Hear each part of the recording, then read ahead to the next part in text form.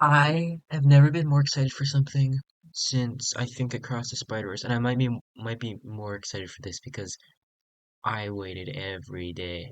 I like Spider-Verse, I could like calm down about because they didn't tease it, but this has been teased for like 3 years, so I've been waiting for a very long time. This is gonna be so good. I cannot wait. Three, two, one. Holy crap! Oh my god! All right, it's time to play Deltarune. Okay, so it was pretty good. DELTARUNE is a game I've loosely followed since it came out in 2018. At the time, I didn't really care about it and never really paid attention to it until Chapter 2 came out, which is still one of the best video games I have ever played. It is a super entertaining story with great gameplay, great characters, great comedy. Basically, everything from Chapter 1 was taken and pushed to such an extreme that I eventually gave it a 10 out of 10 a couple years after playing it. Ever since then, I have waited 3.5 years for Chapters 3 and 4. This, as I just said, is the most hyped I've been for something since Across the Spider-Verse. And what's insane about this is that chapters 3 and 4 exceeded my expectations. I plan on making many videos on this game and how incredible it is, and obviously I will continue the song rankings I was doing before. But first, before I dive into my thoughts on specific elements of these chapters in later videos, I'll just give a general review for the game. Not doing this in the usual formula, I'm going to talk about my general thoughts and favorite aspects of each chapter. If I were to talk about everything I liked in this game, this review would end up being an hour long. Last thing, I'm spoiling everything here. I highly recommend you play the game before watching this because I'm going to spoil everything. Out of everyone in these two chapters, my favorite character has to be Mr. Antenna. First of all, he just has the coolest design ever. I had to deal with 3.5 years of wacky character designs for who the TV guy at the end of chapter 2 would be. Everyone got so sick of it to the point that they guessed the Tenna design wouldn't be a TV head, and when it was revealed to be a TV head, people wondered how Toby would subvert our expectations, and he actually put it off. Tenna is such a creative character. He's basically a funky 3D model who has silly dances. He has such a cool design. He's very reflective of Spamton in his prime while also still fitting a game show host. The way Tenna speaks is also awesome. It's great how he gets little sound effects added to when he speaks. It's a really cool new method of dialogue we hadn't seen yet. Tenna in general is just such a cool new villain for chapter 3 that feels very different from everyone else we've met. Spamton in chapter 2 hyped Tenna as this evil mastermind, and I was really waiting for him to drop the nice act and go full evil mode. However, what really shocked me is that Tenna is a lot more layered than just an evil dude, and Spamton was just completely lying about him. Tenna isn't even slightly close to as evil as Spamton. I really love Tenna's main motivation for his immoral acts. It was already predicted, but he's an old rusty TV, and over the years he's had to watch his Torio and everyone's around her eventually leave and stop caring. Tenna attempts to relive the old days again by distracting everyone with a fun game show. But just like the real TV shows, it begins to get stale and old as Tenna gets more and more desperate to get the fun gang's attention. Tenna himself also connects to Chris the most since Chris made the Dark Fountain. I love how he tries to get Chris to reminisce about the good old days when everyone would watch him. This leads to one of my favorite moments in chapter 3 when Tenna, in a desperate attempt to connect to Chris, simply says, "The family's fighting again." It's such an ominous line that shows why everyone left. Torio and Asgard's divorce is mentioned here by Tenna, something he's been holding back not to upset Chris. Tenna is a genuinely really cool layered character. I do really wish we got a scene of him in Torio though. In general, I think Torio should have woken up, but it's okay. I guess where we go with Torio is good enough. Tenna is my favorite new character added to the game. The new interactions we get with him in Spamton are so funny, and I love the scene of him trying to be a jester for King. Tenna is kind of like Queen, but not as funny and more deep. I think it's kind of a perfect balance for a villain, and while I definitely still prefer Queen because she's literally like top 10 funniest characters ever, I still really appreciate Tenna for being easily the most interesting villain in these 4 chapters. Okay, so to talk about the actual gameplay, yeah, it's awesome. To start with, the actual arcade games are really great. I love how Toby actually programmed it so Rouse and Susie just kind of do their own things in every single room. I also really love how all the battles in these arcade games have to be done perfectly in order to get max points. Both of these minigames also have a strong central storyline of the Weather People's romance. Both of these 2 arcade games end on a new extra minigame you get to play. The baking one is way too hard but is really fun, and I absolutely love the rhythm game. Spoilers for the song ranking, but Raise Your Bat is one of the best songs in Deltarune, and the rhythm game section of it is incredible. Oh, and the extra Godzilla game is a cute addition. Getting to murder Spamton is always a big plus. I also really love how the ranking you get in these arcade games let you access new rooms in the green room to get more story. It kind of ties all of this together to make a super fun, worthwhile game. Since this was in the game too, to beat the secret boss you have to play the intended versions of these arcade games before Tenna changed the coding to fit the game show better. Friend Cat popping up was cool, and the weird Shadow Mental boss guy Sai is a really ominous character. My favorite part of this section of the game are the Snowgrave parallels though. The line "she was used up, you were used up" is actually chilling and really showcases what's gonna happen in the following Snowgrave chapters. Pretty much all of the arcade games are in the first half of chapter 3 and they're pretty much just as good as chapter 2. So many new great mechanics, so many new great character interactions, it's absolutely amazing. Before I get into the absolute peak of chapter 3, I will lay out some issues that do hold this back from being as good as chapter 2.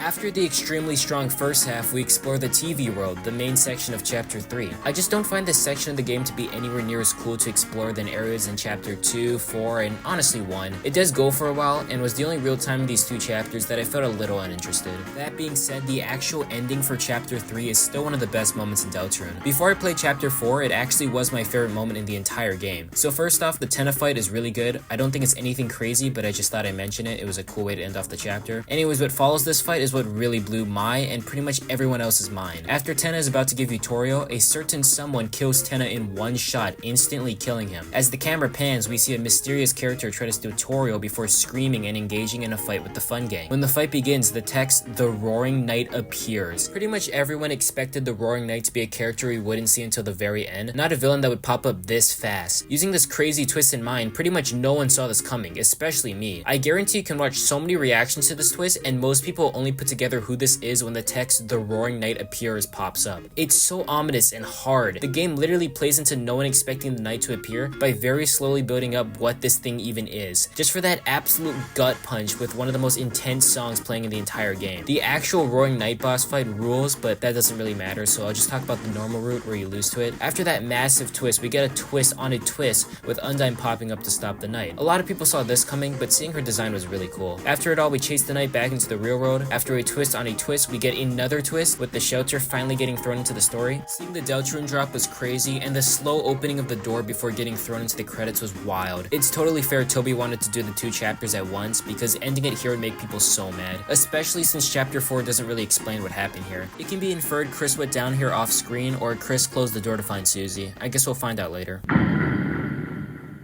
For issues with chapter 4, I guess this Dark Road isn't nearly as crazy as chapter 2, and I don't love all the new enemies that much.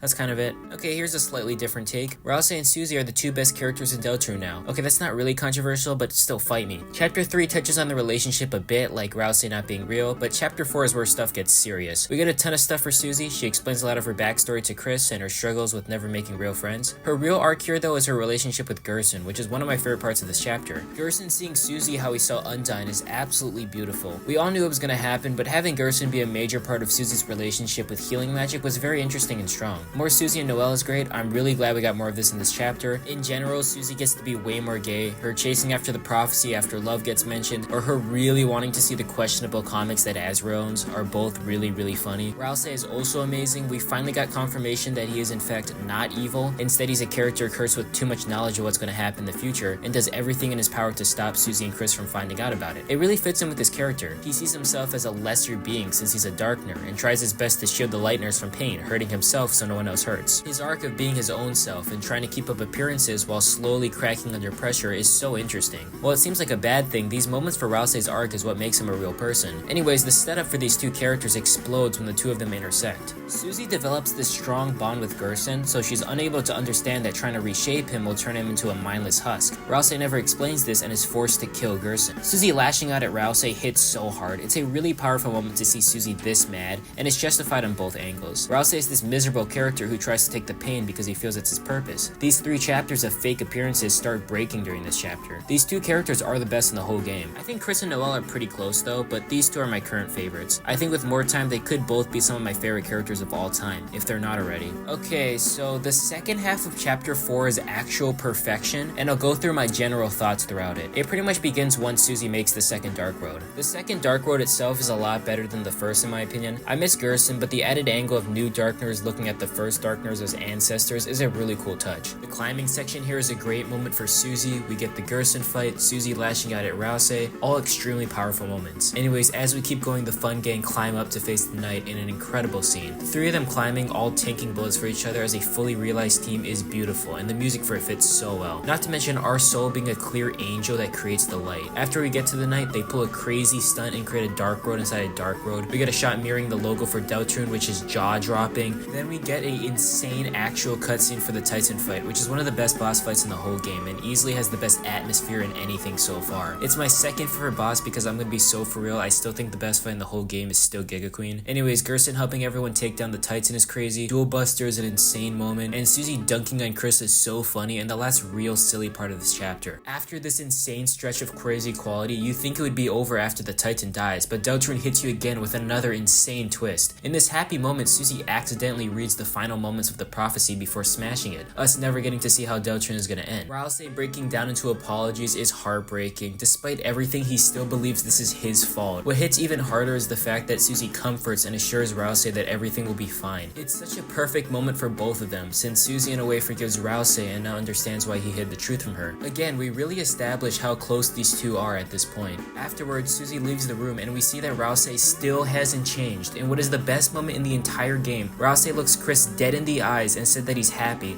and that they'll keep going on silly adventures while covered in Susie's blood. This is a chilling moment. We haven't seen any gore yet, and this shocking use of blood works so well to establish how backwards Ralsei's mindset is. Chris openly comforting Ralsei is just beautiful. This is finally the moment where Ralsei's real character begins to change. What's even crazier is that you can tell him to keep smiling, and he will. You can force him to continue suffering. It's the best moment in the game, absolutely breathtaking and so dark, but it keeps going. After we enter the light world, the rain stops and the faint sounds of It's Raining Somewhere Else begins playing. This is a moment 10 years in the making. For context, my favorite moment in Undertale is the It's Raining Somewhere Else scene, where Sans talks about Torio and how she's the only reason he wouldn't kill you. Sans showing up in chapter 4 would ruin how serious this chapter is, but it really fits with the themes of Undertale. It's raining here in DELTARUNE and Sans doesn't care because he hasn't entered Undertale yet. Something happened to Sans that made it so when he hears rain, he thinks back to Torio on this rainy day. Right now. What we are seeing right now. This is a heartbreaking moment that in this scene is disguised in happiness. After we get the final moments of this chapter, Susie starts realizing that they might not be able to stop the prophecy, and Chris talks to who I assume is Caro. I was in awe watching the credits, and then it kept going.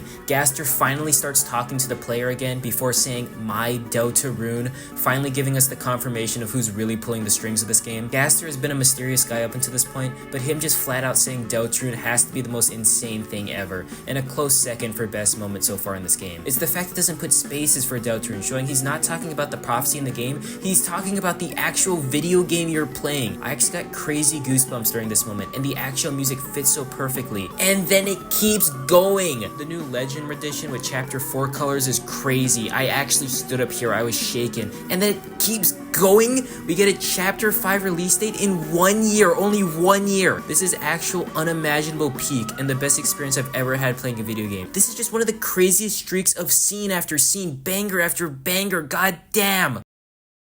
Okay, so, yeah, it's a good game. DELTARUNE Chapter 5 is now my most anticipated thing coming out. I have high hopes that Toby could somehow even go higher than this, and if he does, Jesus Christ, we might have the best thing ever made on our hands. I'm gonna give Chapter 3 a high 9 out of 10, and Chapter 4, for maybe the first time on this channel, a solid 10 out of 10. For funsies, here's a mini ranking of the chapters so far. Number 4, Chapter 1, number 3, Chapter 3, number 2, Chapter 2, and number 1, Chapter 4. I'll talk about this game a lot more in the future because these were just my surface thoughts. Plus, this will be a good video to link to people who want my full brief thoughts on the game. In conclusion, it's peak. There is nothing more to say. This is an epic outro.